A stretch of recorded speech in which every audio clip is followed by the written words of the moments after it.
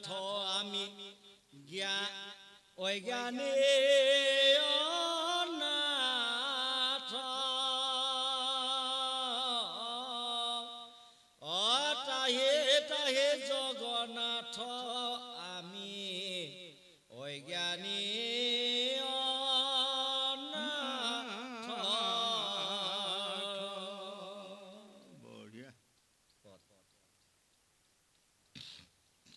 ইৰাম ৰাজা জান্ত যত মন্ত্ৰী প্ৰাত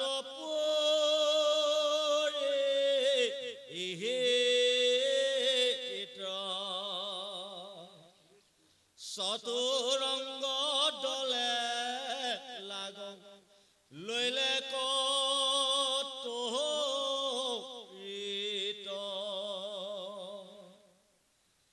অসংখ্যাত ৰথ জোঠে জোঠে যায় চলি বাৰু খান্দা ধৰি থাৱে যত মহা বলি সীমা সংখ্যা নাহিল লগে লৰে যত ঘোঁৰা পৰমত হস্তিৰ কোনে কহিমে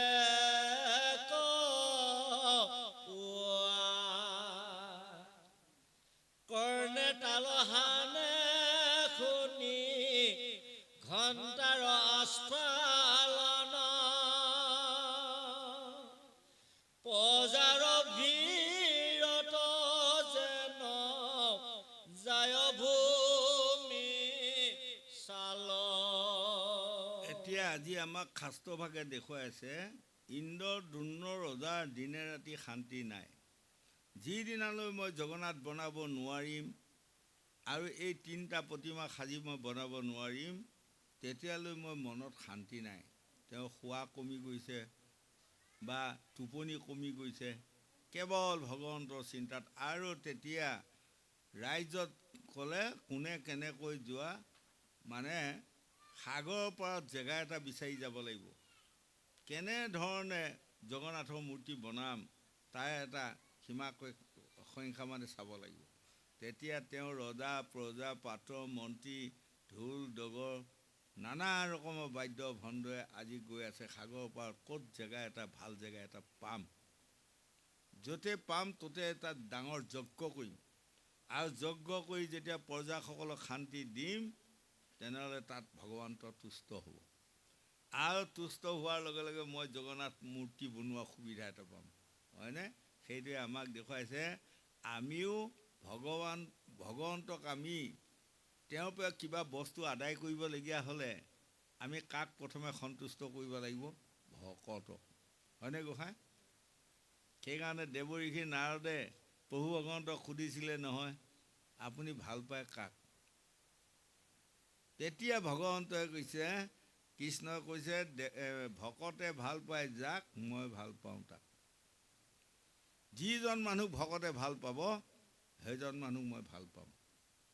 এতিয়া আজি আমি আহি আপোনাসকলৰ মাজত দুআষি ভাগৱতৰ কথা কৈ আছোঁ, কিন্তু মই যদি এইসকলক বেয়া কৰি থৈ যাওঁ মই ভগৱানক পামনে? নাপাম, মিছা কথাই। হয়, এইসকলৰ পাৱাৰ ধূলি মাথাত লোৱা অভ্যাস এটা মোৰ আহিব লাগিব অন্তৰতে আৰু এইসকলক সন্তুষ্ট কৰা জ্ঞান এটা মোৰ আহিব লাগিব অন্তৰতে। যেতিয়া এইসকলে ভকতে মোক ভাল পাব মণিকূটত থকা গোসাঁইক তাত যাই পেলাই মই খাতি কৰি থাকিব নালাগে, এনেই ভাল পাব, প্ৰমাণ আছে। আৰু যদি এইসকল ভকতে মোক বেয়া পায় মই মণিকূটত যাই যদি দীঘল দি পৰি মোক ভাল পাওক কৰি থাকোঁ নাপাব ভাল। গতিকে ল'ৰা ছোৱালী যুৱক যুৱতী প্ৰজন্মসকল সদায় ভকতক সন্তুষ্ট কৰাত আগ্ৰহী হওক। আজি সেইকাৰণে মানে ইন্দ্ৰ দ্ৰোণ ৰজাই কৈছে সাগৰৰ পাৰত গৈ মই এনে এটা ডাঙৰ যজ্ঞ পাতি সাধু গুৰু বৈষ্ণৱ ভকত ঋষি মুনিসকলক সন্তুষ্ট কৰিম, তেতিয়া নিশ্চয় প্ৰভু ভগৱন্তে মোৰ প্ৰতি দয়া আহিব, মোক কিবা এটা পৰামৰ্শ আগবঢ়াব। হয়নে? গতিকে আমাৰ দেহটোতে সকলো আছে। আমাক সেইকাৰণে ভাগৱত গীতা কীৰ্তন সকলোৱে আমাক দেখুৱাই গৈ আছে। এটা ভাগে আমাক বিশ্বত বুজাই গৈ আছে, 2 নম্বৰ ভাগে আমাক দেহাত বুজাই গৈ আছে। দেহ মাৰ্গত আমি বুজিব লাগিব, নহয়নে বাৰু? এতিয়া 9খন দৰ্জা যজ্ঞস্থলীত 9 পিনে 9খন দৰ্জা পাতিব সঁচা, কিন্তু সেই যজ্ঞস্থলীখন আপোনালোকে হৃদয়লৈ আনক। আমাৰ এই গৃহখনতো 9খন দৰ্জা আছে নহয়। বৃন্দাবনত 1600 গোপীয়ে ৰাসক্ৰিয়া কৰিছিলে কৃষ্ণৰ লগত, সঁচা, এইটো বিশ্বৰ কাহিনী। আৰু যদি দেহ মাৰ্গত চাওঁ, 2 বাহুৰ তলে 4 চক্ৰ জ্বলে, কোন আছে হৃদিৰ মাজে, 72,000 নাৰী উদৰত কোনে কৈত বসি আছে। দেহ মাৰ্গত 72,000 নাৰীৰ লগত প্ৰভু ভগৱন্তে সদায় ৰাসলীলা কৰি আছে। এইখন হ'ল দেহ বৃন্দাবন, হয়নে? এই তেনেধৰণে আমাক শাস্ত্ৰ ভাগৱতে বুজাই গৈ আছে। 2 নম্বৰ। তৃতীয় প্ৰকাৰে আমাক বুজাই গৈ আছে, আমাৰ যে ল'ৰা ছোৱালী ভাৰ্যা পুত্ৰ, কম এখন আইন কানুন বান্ধি দিলে নে ভগৱানে? ডেকা হ'লে ছোৱালী এজনী বিয়া কৰিব লাগিবই, ছোৱালী গাভৰু হ'লে এটি ল'ৰালৈ যাব লাগিব, হয়নে?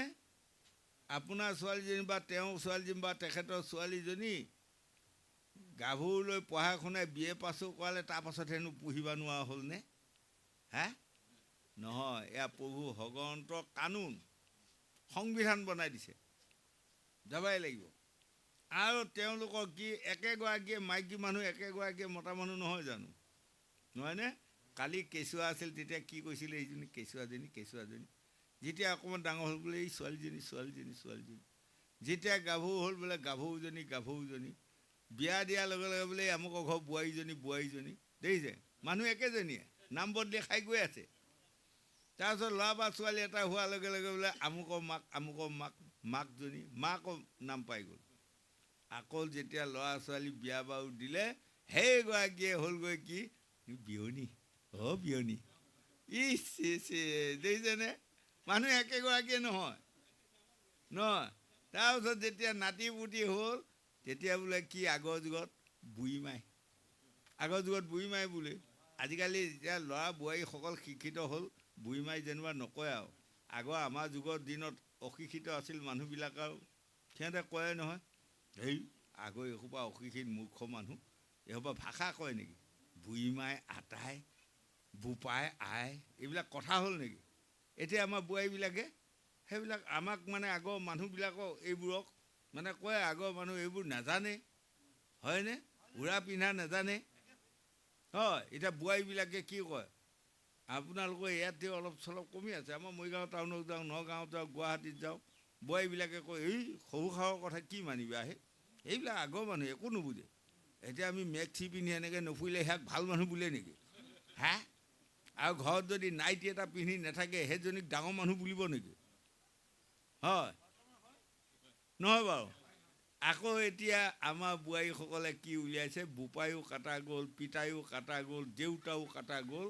এতিয়া বোলে কি বুলিবা জানা? পাপা। বাৰু উলিয়াই থাক, কিমান উলিয়াই থাক বোৱাৰীসকলে, আমি চাই আছোঁ নহয়, হয়।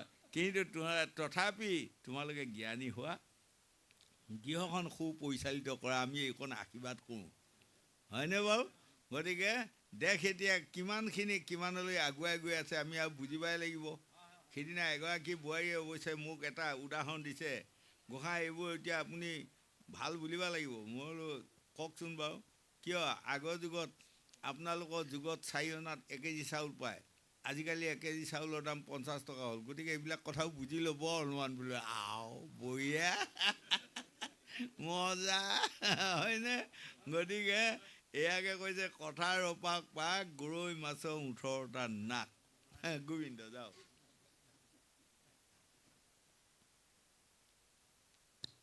ৰামন্তে খপুৰত যত নাৰী গণ মানে, ৰাজাৰ লগত যায় বহু বিধ জানে, দিব্য বস্ত্ৰভূষণ ভূষিত কৰি তনু,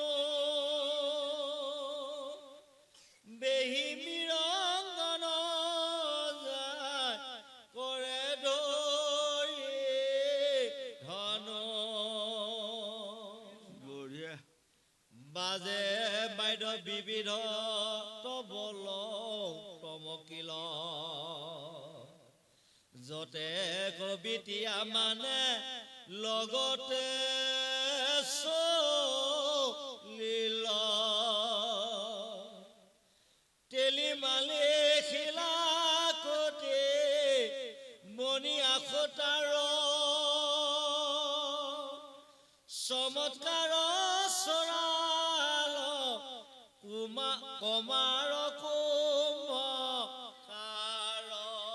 এতিয়া এইবোৰ আমাক মানে সম্প্ৰদায়ৰ কথা কৈছে হয়নে তেলি মালি শিলাকুটি সিও এটা জাতি বনিয়া সূতাৰ সিও এটা চৰ্মকাৰ চৰাল কমাৰ কুম্ভকাৰ নানা ৰকমৰ সম্প্ৰদায় তাৰমানে আমি যদি মুঠতে কওঁ এতিয়া আমাৰ মাজত কোচ কলিতা আহোম লালুং মিকি কছাৰী হয়নে মিৰি মিচিমি চিংফু পাটকাই নগা দফলা সকলো আৰু মহাপুৰুষ গুৰুজনা শংকৰদেৱে লিখিছে মানে চাণ্ডালৰ পৰা আদি কৰি যিটো মহা মেলছ জাতি সিও শুদ্ধ হুৱাতি মুখে মাত্ৰ হৰি নাম লয় কলিৰ ভয়ত গৈ নামত শৰণলৈ ৰহিলা সমস্ত ধৰ্মচয় মহাপুৰুষ শংকৰদেৱে কৈছে ভকত কাক কয় জানা যিসকল হওক কোনোবা মেলছ হওক কোনোবা চাণ্ডাল প্ৰশ্ন নাই যিসকলে কাণেৰে হৰি নাম শুনাৰ ধৈৰ্য থাকিব যিসকলে মুখেৰে নাম লোৱা জ্ঞান থাকিব যিসকলে ভকতৰ চৰণ চোৱা চকুৰ মানে জ্ঞান আহিব সেইসকলকে মেলছ হওক মেটুৰ হওক পণ্ডিত হওক প্ৰশ্ন নাই সেইসকলো ভকত হয় সেইসকলক দেখাৰ লগে লগে আপুনি সেৱা কৰিব আৰু এটা কথাত আকৌ গংগা পাৰত ভাগৱত আৰম্ভণিৰ সময়তে শুকদেৱে পৰীক্ষিত কৈছে ৰজা একশৰণ হৈ তুমি ভাগৱত শুনা কাৰণ যিটো ল'ৰাই তোমাক অভিশাপ দিলে সৰু ল'ৰা বুলিবলৈ নাভাবিবা সপ্ত দিনৰ ভিতৰত তক্ষকে দংশিবো ব্যৰ্থ নহয় মুনিৰ বচন নিশ্চয় ফলিব সৰু ল'ৰা বুলি অৱজ্ঞা নকৰিবা অৱশ্যে লাগিব গতিকে তুমি এতিয়া একশৰণ হৈ ভাগৱত শুনা হয়নে এই তেতিয়া একশৰণ মানেনো কি পৰীক্ষিত ৰজাই আজি শুকদেৱক প্ৰশ্ন কৰিছে তেতিয়া শুকদেৱে কৈছে একশৰণ মানে কি জানা লোভ মোহ কাম ক্ৰোধ মদ মৎসৰ্য অহংকাৰ অভিমান অসূয়া বাহাদুৰি গৌৰৱ জেদ হিংসা নিন্দা ঘৃণা সমালোচনা তাৰো উপৰি বোলে লাজ ভয় ঘৃণা সকলো বাদ দি ভাগৱত শুনা হয়নে এজন মানুহ যদি হিংসুক স্বভাৱ এটা আছে সেইজনে যেনিবা সদায় দিনে ৰাতিয়ে ভাগৱত শুনি ফুৰিছে কামত আহিব গোসাঁই নাহে নহয় এজন মানুহ সেইকাৰণে মই অকণমান আগুৱাই গৈছোঁ মই উদাহৰণ দিওঁ এটা জেগাত সদায় মানে বহু ৰাইজে ধৰ্ম আলোচনী সভা পাতি থাকে শাস্ত্ৰ ভাগৱত হৈ থাকে নাম কীৰ্তন হৈ থাকে এদিন এজন মানুহ আহি গ'ল নহয় দেখাই শুনাই ধুনীয়া বগা মানুহ এইখন বহি লৈ আহি গ'ল অহাৰ লগে লগে সকলোৱে মানে নমস্কাৰ দি কৈছে আপুনি কোন কৈছে মই ধৰ্মৰ দূত হা তুমি ধৰ্মদূত কিয় আহিলা কৈছে এইখন বহীত যাৰ যাৰ নাম পৰিলে সেইসকল অনায়াসে বৈকুণ্ঠক যাব পাৰিব এতিয়া এই হয় নেকি সেইখন বহীত নাম তেনে আমাৰ মেৰুৱা গাঁও মানুহ আছে নেকি বোলে চবৰে থাকিব মৰিগাঁও আছে নেকি বোলে চবৰে আহিব জেঙা গাঁও বোলে থাকিব কাৰ যোৱা লাগিল নহয় ওপৰা ওপৰি লাগিল নহয় নে মোৰ নামটো চাওকচোন এতিয়া বোলে মোৰ নামটো চাওকচোন তোমাৰটো সেইটো মোৰ নামটো চাওক তেতিয়া ধৰ্মৰ দুজনে কৈছে সকলোৱে এটি এটিকৈ আহি থাকক চবৰে নাম মই বহি মেলি মেলি চাই যাম নহয়নে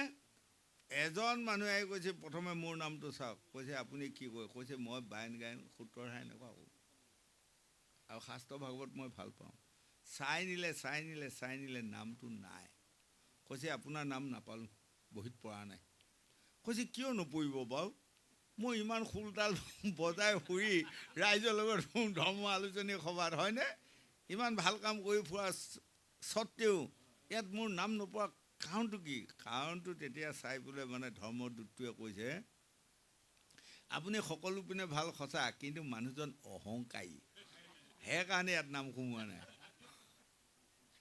আৰু এজনক চাই নিলে কৈছে মোৰ নামটো চাওক, চাই কৈছে আপোনাৰ নামো পৰা নাই।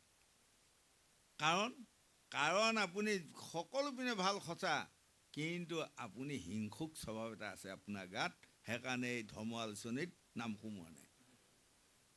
আৰু এজনে চাই নাই, তেওঁ কৈছে আপোনাৰ নামো পৰা নাই। কৈছে পৰিব লাগিছিলতো, মই ইমান অনাবত শাস্ত্ৰই ভাগৱতে ফুৰোঁ, ৰাইজক উপৰি সেৱা কৰি ফুৰোঁ, আইসকল বোপাইসকল সকলোকে মই সেৱা কৰি ফুৰোঁ। কৈছে চব পিনে আপোনাৰ ভাল, এটা স্বভাৱ আপোনাৰ খুব বেয়া, সেইকাৰণে ইয়াত নাম সোমোৱা নাই। আপোনাৰ সীমা ঠেলা স্বভাৱ এটা আছে। আপুনি খেতি কৰে? কৈছে খেতি কৰোঁ। ৰাতিপুৱাই যাই বোলে নাঙলটো পৰ সীমা পিনে কিয় লগাই দেগৈ? এই বেয়া স্বভাৱটোৰ কাৰণে ধৰ্ম আলোচনী সভাত আপোনাৰ নাম সোমোৱা নাই। হয়। আৰু এগৰাকী আয়ে আহি কৈছে, এই দেখাই শুনাই বৰ ধুনীয়া এগৰাকী, কৈছে এই চাওকচোন মোৰ নামটোও চাওক। চাই নিলে নাই। কৈছে আপোনাৰ নামো সোমোৱা নাই। কৈছে কিয় নাম নোসোমাব? মই য'তে শাস্ত্ৰ ভাগৱত হয় ত'তে ভোজে ভাতে সকলো পিনে মই ৰাইজক শুশ্ৰূষা কৰি ফুৰোঁ, তেনে ক্ষেত্ৰত মোৰ নাম সোমাব লাগিছিল। কৈছে আপোনাৰো এটা বেয়া স্বভাৱ আছে, সেইকাৰণে সোমোৱা নাই। কি বেয়া স্বভাৱ? কৈছে আপোনাৰ নিজৰ স্বামীৰ বাহিৰেও অন্য স্বামীক বেয়া চকুৱে চায়, এই কাৰণে আপোনাৰ নাম সোমোৱা নাই। গতিকে আজি আমাক শাস্ত্ৰ ভাগৱতে বুজাই আছে, যেতিয়ালৈ আমাৰ এটা বেয়া স্বভাৱ থাকিব তেতিয়ালৈ আমি পবিত্ৰ হ'ব নোৱাৰিম, হয়নে বাৰু? গতিকে আমি বেয়া স্বভাৱকেইটা আমি সদায় ত্যাগ দিব লাগিবই। বেয়া স্বভাৱকেইটা ল'ৰা ছোৱালী, যুৱক যুৱতী প্ৰজন্মসকল, আমি শাস্ত্ৰ ভাগৱতৰ পৰা এইখন কথা আগবঢ়াই দিছোঁ, আপোনালোকে বেয়া স্বভাৱ কোনোদিনে নাৰাখিব। এটা বেয়া স্বভাৱেই আপোনাক সৰ্বনাশ কৰিব, হয়নে?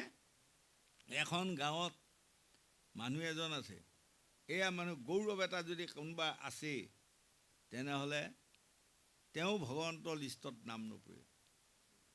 তেওঁ এখন বৰ ধুনীয়া চাইকেল এদিন কিনি লৈ আহিল নহয়। লৈ অহাৰ লগে লগে বহুতখিনি ৰাইজে মানে আগুৰি চাই পেলাই কৈছে, বা বঢ়িয়া চাইকেল আনিলে দেই আপুনি, বৰ দামী চাইকেল আনিলে। সি আকৌ গৌৰৱী মানুহ, সি কি কৈছে জানে? এই অমুকায়ে কম দামী বস্তু নিকিনে হেই। এইটো কম গৌৰৱ নে? তেতিয়া এই মানুহকেইজনে ক'লে, দিয়ক ইমান ধুনীয়া দামী চাইকেলখন আনিছে, অকণমান চলাই দিয়ক, আমি চাওঁ চবেই আৰু নহয় বাৰু। চবেই ক'লে, কোৱাৰ লগে লগে আকৌ তেতিয়া সি কি কৈছে জানে? আজি চলাই দেখুৱাব নোৱাৰিম। কিয়? লিক এটা আছে বুলি কৈছে। লিক এটা আছে, চলাব নোৱাৰে। এই তদুপ আমাক কৈছে, এজন মানুহ সকলো পিনে ভাল সত্য, যদি অহংকাৰী স্বভাৱ আছে সেয়া লিক আছে। যদি কেনিবাকে যদি হিংসুক স্বভাৱ এটা আছে, সেয়া লিক আছে। গতিকে আমি লিকবিলাক মাৰি ল'ব লাগিব। লিকবিলাক মাৰিব লাগিব। লোভ, মোহ, কাম, ক্ৰোধ, মদ, মৎসৰ্য, এই 6টা ৰিপু। সেইকাৰণে কৃষ্ণকান্ত সন্দিকৈ গ্ৰন্থৰ বাণীখনত লিখিছে, আপোনাৰ বাৰীখন খুব ধুনীয়া বাৰী এখন বনাইছে, নানা ৰকমৰ আপেল আঙুৰৰ পৰা আদি কৰি একদম ধুনীয়া গছপুলিবোৰ লগাইছে, কিন্তু মনত ৰাখিব, আপোনাৰ বাৰীখনত ছাগলী পোৱালি দুটা আছে, এটা নাম ক'লা, এটা নাম বগা। যদি এটি ছাগলী পোৱালি আপোনাৰ বাৰীখনত এৰি দি থয়, আপোনাৰ বাৰীখন ধ্বংস, হয়নে? এতিয়া মই প্ৰমাণ কৰিছোঁ, বাৰী এখন বনাই যদি আপুনি ছাগলী পোৱালি এটি এৰি দি থয়, এই আজি দুটা কালি দুটাকৈ চব গছৰ পুলি খাইহে এৰিব, প্ৰমাণ আছে। এই তেতিয়া কৈছে আমাৰ 1.5 মাহ আগৰ বাৰী এখন, আজি যে আমি ভাগৱত শুনি আছোঁ, আমাৰ এই বাৰীখনত আপেল আঙুৰৰ পুলি গজিল, কিন্তু ছাগলী পোৱালি কোন দুটা? বগাটো, লোভটো। যদি মই লোভটো পৰিত্যাগ কৰিব নোৱাৰোঁ, তেনেহ'লে মোৰ সেই বগা ছাগলী পোহা হৈ আছে বাৰীখনত। কামটো মানে ক'লা মানে কাম, হয়নে? কাম শক্তিটো আইসকল হওক বোপাইসকলৰ হওক, আমাৰ আইসকলতকৈ কাম শক্তি নাৰীসকলৰ আৰু বেছি। 7টা হাতীৰ বল আছে বুলি কৈছে। আমাৰ প্ৰত্যেক এজন মানুহ গাত কিমান বল আছে? 70 কেজিৰ পৰা 40 কেজি। কিন্তু আমাৰ অন্তৰত বা ভিতৰত থকা দেহত থকা কাম শক্তিটো 7টা হাতীৰ বল আছে। তাক আমি বলয়ে ঘূৰাব পৰা ক্ষমতা নাই। তাক কাৰ দ্বাৰাই তাক মানে এই আমাক কৈছে নে অংকুশ, যেনেকৈ এটা হাতীৰ মাওতে অংকুশ এডাল লৈ এটা হাতীক লৈ ঘূৰি ফুৰিব পাৰিছে, সেই অংকুশ তৈয়াৰ কৰা। সেই অংকুশডাল ক'ত পায়? সাধু গুৰু বৈষ্ণৱ ভকতৰ মাজত শাস্ত্ৰ ভাগৱত শুনি যাওঁতে যাওঁতে যাওঁতে যাওঁতে জ্ঞানৰ অংকুশ তৈয়াৰ হ'ল। যেতিয়া আপোনাৰ জ্ঞানৰ অংকুশডাল তৈয়াৰ হ'ল, সেইদিনা আপুনি লোভকো দমন কৰিব পাৰিব, কামকো দমন কৰিব পাৰিব, মোহকো দমন কৰিব পাৰিব, হয়নে? সকলো ৰিপুকে আপুনি দমন কৰিব পাৰিব। গতিকে জ্ঞানৰ অংকুশডাল আমি বনাব লাগিব। আজি ইন্দ্ৰদ্যুম্ন ৰজাই জ্ঞানৰ অংকুশ বনালে। গতিকে আজি ভগৱানে তেওঁক ইমান ডাঙৰ সুবিধা দিছে। আমিও যদি জ্ঞানৰ অংকুশ বনাব পাৰোঁ, আমাকো এদিন ভগৱন্তে তেনে এটা ডাঙৰ সুবিধা দিব। কাৰণ কিয় জানে? এতিয়া চন্দ্ৰ সূৰ্য থকালৈ ইন্দ্ৰদ্যুম্ন ৰজাৰ নামটো আজি জ্বলিয়ে আছে, হয়নে? জগন্নাথে যায় সেৱা কৰাৰ লগে লগে আপোনাৰ ইন্দ্ৰদ্যুম্ন ৰজা বোলক বুলি কোনেও ক'ব নালাগে, আপুনি মনত আহিব, বা কি বনাই থৈ গ'ল, হয়নে? গতিকে এয়া ভগৱন্তৰ লিষ্টত নাম সোমাবলগীয়া হ'লে আমাৰ বেয়া স্বভাৱখিনি আমি ত্যাগ দিয়াটো পৰম কৰ্তব্য বুলি শাস্ত্ৰ ভাগৱত কীৰ্তনে সকলোৱে আমাক বুজাই আছে। গোবিন্দ ইৰা চিত্তকৰ কংখাৰ কুণ্ডাৰ বৈত যত অনেক কাষ্ঠ যায় ৰাজাৰ লগত বঢ়িয়া। নত্ৰ ভাত নত্ৰ কে গায়ন যন্ত্ৰ বিপ্ৰগণ নিপতিৰ আগত চলন্ত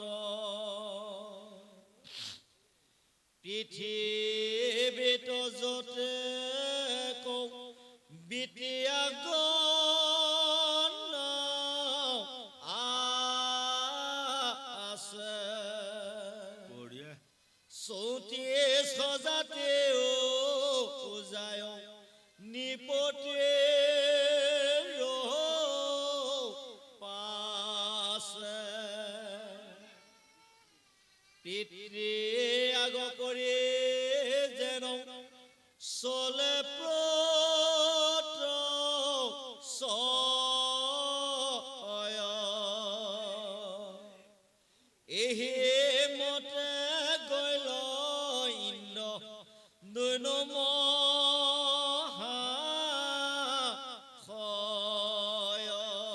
আজি ইন্দ্ৰদ্যুম্ন ৰজাৰ লগত 64 জাতি গৈছে, দেখিছেনে? সেইকাৰণে আমাৰ এতিয়া জগন্নাথৰ যিটো বৰগীত তাত গায় নহয়, অনৰ ৰান্ধে ব্যঞ্জনৰ ৰান্ধে 64 জাতিয়ে খায়, হয়নে? তাতো বিচাৰ বুলি কোৱা বস্তুটোৱে নাই। এতিয়া আমাৰ অসমত গাঁৱে গাঁৱে ঘৰে ঘৰে কিছুমান মানুহে মন কৰিছে কিমান ইচ্ছা বিচাৰ কৰি ফুৰে। মই জগন্নাথত 11 দিনমান থাকি ঘূৰি পাকি চাইছোঁ, ৰ'বাচোন, বৰ যে ইয়াত পণ্ডিত কাৰো হাতে কোনেও নোখোৱা দেখুৱাই ফুৰা, ইয়াতচোন ক'ত এতিয়া পাণ্ডা সোপাই দিয়াকেচোন একেবাৰে চেলেকি মাৰিছা, হয়নে? তাততো কোনো বিচাৰ নাই। আৰু এটা কথা, আপোনাৰ যি সোপাই আপোনাক জগন্নাথৰ প্ৰসাদ ভগাই আছে সেই সোপাই ধুতি এখনো নিপিন্ধে, লং পেণ্ট পিন্ধা ভাই ভগাই দি গুচি যায়। হয়, ইয়াত যে আমাৰ আৰ হাতে নাখাওঁ তাৰ হাতে নাখাওঁ কৰি ফুৰ, ইয়াতচোন একদম এতিয়া কিছুমানে মন কৰিছে, মই চাওঁ নহয়, চাই মই ফুৰি গম পাইছোঁ। কিছুমানে কি জানে, আকৌ ইয়াক খাই হোৱাৰ পাছত একাধিক মই এটা এটাকৈ আঙুলি উঠোহে। জগন্নাথৰ প্ৰসাদটোৰ মহিমা আছে নহয় বাৰু? গতিকে আঙুলি লগা কণকো নেৰে মানুহে। আৰু এটা মহিমা দেই, মই পাই আহিছোঁ, এইটো বৰ ডাঙৰ মহিমা।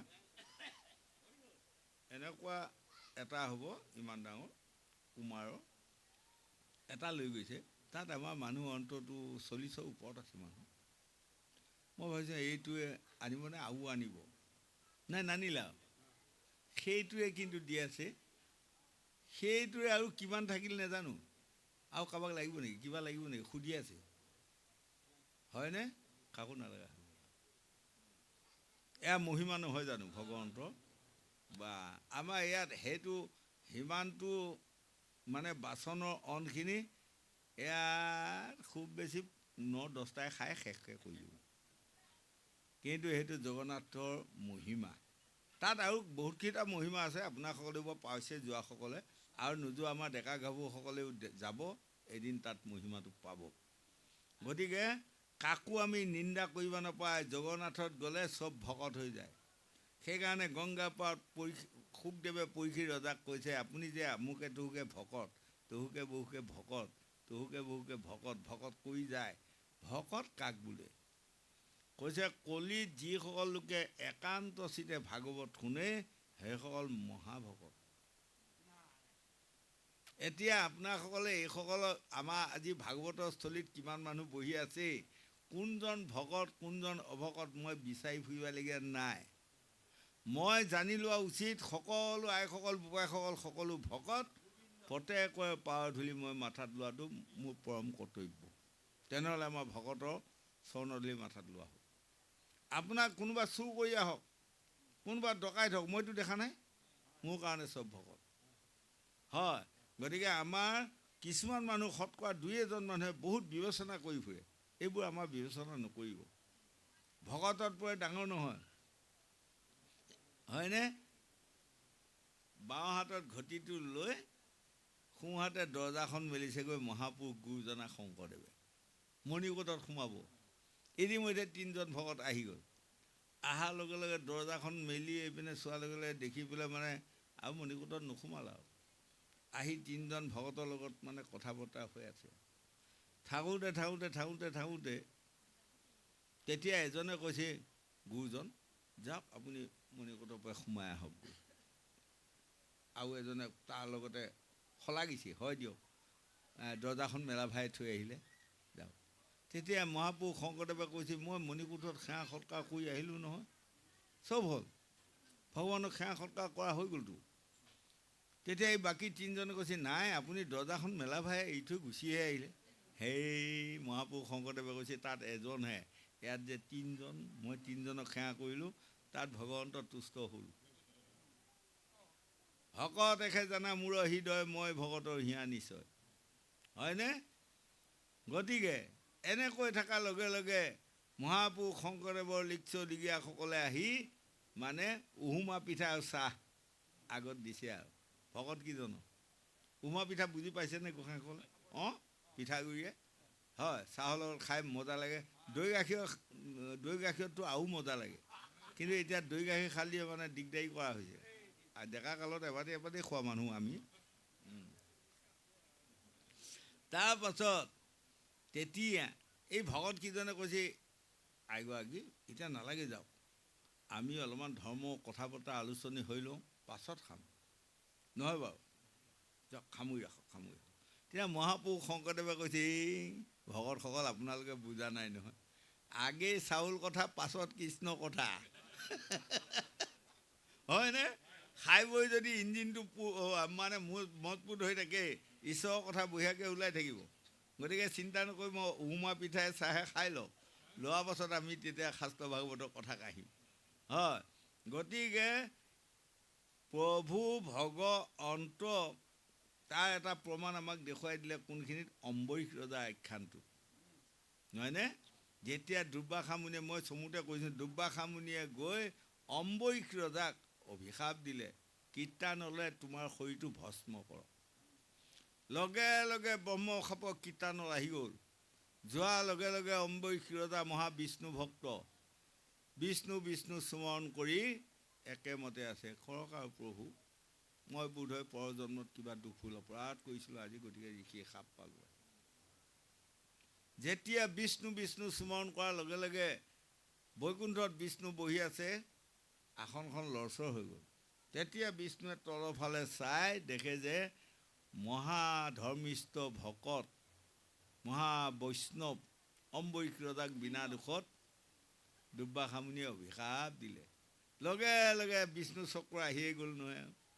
আহি যেতিয়া এই কীটানল ব্ৰহ্মসাপটোক আগে নাশ কৰিলে, কৰি গৈ যেতিয়া দুৰ্বাসামুনি পিঠি পিনে তাপ দিলে, দুৰ্বাসামুনি লৰ লৈছে, ভাবিছে লৰ ল'লে খাইব পাৰিম। ক'ত খাইবি বেটা? এই যাওঁতে যাওঁতে যাওঁতে যাওঁতে লৰ মাৰি গৈ আছে মেৰুৱা গাঁও, কৰাইগুৰি, পদুমপুখুৰী, আজাবাৰী, এইপিনে গৈ গৈ গৈ গৈ মৰিগাঁৱতে পামগৈ নেকি বুলি গৈ আছে আৰু পিঠি আধা পুৰা হ'ল। গৈ ব্ৰহ্মাৰ ওচৰত যাই দীঘল খাই পৰিছেগৈ, হয়নে? দীঘল খাই পৰিছেগৈ, মোক ৰক্ষা কৰক পৰম পিতাই, ৰক্ষা কৰক। তেতিয়া ব্ৰহ্মাই কৈছে, তুমি যদি বিষ্ণুৰ দুখ লগাই লৈ আহিলা হয়, শিৱৰ দুখ লগাই লৈ পেলাই যদি মোৰ ওচৰত আহিলা হয়, মই ৰক্ষণাবেক্ষণা দিব পাৰিলোঁ হয়। কিন্তু ভকত দুহিক মই ৰক্ষণাবেক্ষণা দিব পৰা ক্ষমতা মোৰ নাই, তুমি শিৱৰ ওচৰত যোৱাগৈ। দৌৰি সেইবাৰ গৈ আছে, সেইবাৰ বেছি পোৰা দি গৈ আছে আৰু চেং চেঙাই গৈ আছে পিঠি, হয়নে? সময়ে সময়ে আয়ু, আগৰ যুগত আয়ুহে। আমি ডেকা লোৱা কালত মনত আছেনে এবাৰ যে এয়া মেৰুৱা গাঁৱৰ কোনো এইখিনি যে বাঘ ওলাইছিল? তাৰপাছত আপোনাৰ সেই কোৰ কোবোৱা দিন, হয়, সেই এযোৱা মানুহ বেলেগ, আমিও বেলেগ আৰু যেতিয়া যাই থৈ আমাৰ তিৰিমণিটোত তাৰমানে সকলোৱে কোৰ কোবাই যায়, ৰাতি তাত চাপেগৈ। সেইখিনি চবেই ভৰি হাত ধুই উঠোঁ আৰু উঠি কাৰ খেজাত কিমান চৰাই পালে, এইবিলাক চোৱা চুই আৰু তেতিয়া সেই দুটা খেজাত একো চৰাই এটিও নাই। তোনে কোৰ নোকোবালে নেকি? কৈছে আৰু এনেকুৱা তেনেকুৱা কাহিনী।